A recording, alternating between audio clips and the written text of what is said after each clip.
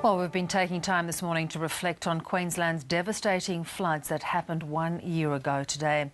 One of the key faces of the disaster was the state's Premier Anna Bligh, and she'll be attending several memorial services around the state to commemorate the anniversary. Last night she unveiled a memorial in Toowoomba, and later this morning she'll attend a service in Gatton. And Anna Bligh joins us now from the town of Grantham. Premier, good morning.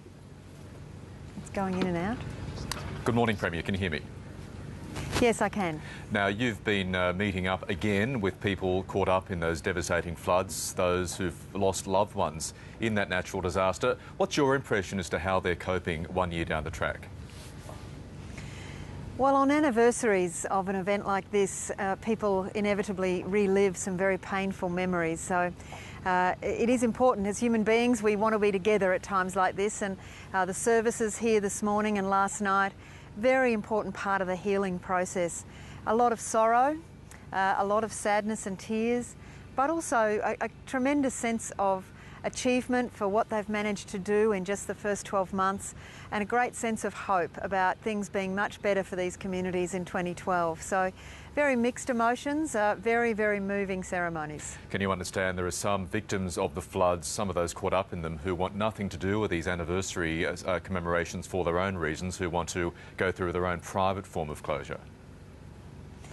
I think we need to understand that this week will be a very, very painful week for a lot of people. Those people who lost, very precious loved ones, but even those people who didn't. These were traumatic experiences to live through, and many people are still suffering from that. And we all grieve in our own way, and I think these ceremonies are important. They're there for people who do want to come together. For those who want to grieve in their own way, I think we all respect that. This is not an easy week, but it is also a very important week, I think, to just stop. The process is not over yet. There's a lot of rebuilding, a lot of recovery still to go. But just to stop and say, look how far these communities have come. Look how far Queensland has come in a pretty short period of time, if you consider the devastation that was here just under 12 months ago. It's remarkable, and I think a lot of Australians want to recognise the progress that communities like Grantham have made. Speaking of that process, and a lot of Queenslanders have come a long way, but at the same time, how challenging has that reconstruction and recovery process been? Well, I said at the time that we were facing a reconstruction project of post-war proportions, and that was before Cyclone Yasi hit. So we've certainly never faced anything in our lifetime of this magnitude. I take my hat off to all those little councils across Queensland that have risen to the challenge, all those communities, those families and businesses that have rebuilt as quickly as possible, to the government departments like the Department of Main Roads here, who have been on the job almost 24 hours a day since, and all of those in our community services who are still working with families and individuals who are going through a lot of pain.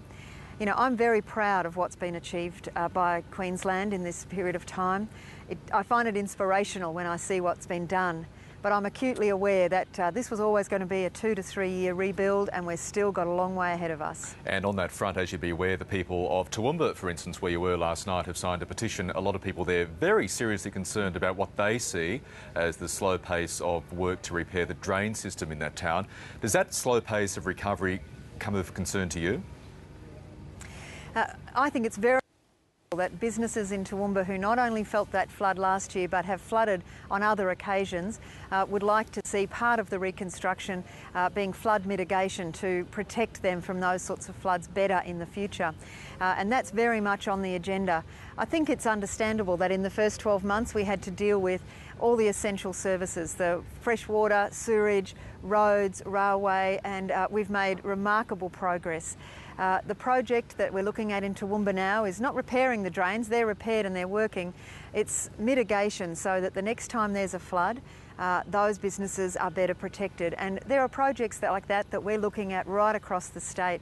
I don't just want to rebuild. I don't want us to be just like we were before the flood. I want us to be better and stronger, and we're on track to do that. Premier, we've been speaking to a lot of people caught up in the floods on this program this morning. One common theme that has emerged from those interviews is that how these people, and excuse the Australian vernacular, have been stuffed around by various insurance companies.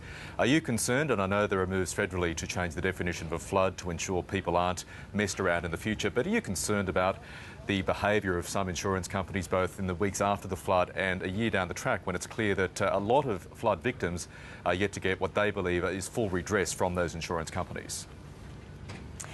One of the things we've learnt in the last 12 months in Queensland, and we've learnt it very painfully and learnt it the hard way, is that not all insurance companies are the same. Some, I have to acknowledge, went out of their way to help people, give their customers some payment when strictly legally they weren't required to. Others seem to go out of their way to do the opposite.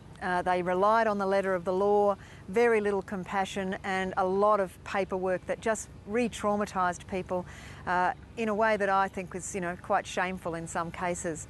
So I certainly encourage people to shop around. Communities like this, everyone talks. They all know which companies went the hard yards and looked after people and which didn't. I think the proposal this year by the federal government to change the laws to give a uniform definition of flood will be a great step forward for all Australians in areas that may from time to time see flooding. We had people here in Queensland who'd paid their insurance dues without ever making a claim for 2 and 3 decades. They found themselves in water up to their waist in their lounge rooms, and then they were told it was the wrong kind of flood. Well, I don't think that's good enough. I don't think Australians think it's good enough, and it's going to change, and that's one good thing to come out of our experience. And finally, Anna Bligh, the Premier's flood relief effort raised a huge and very welcome amount of money for the flood victims. Have all of those donations been distributed 1 year down the track? I take the opportunity this week to thank Australians who made a donation. I'm standing here on the hillside of the new Grantham where people are relocating homes to higher ground.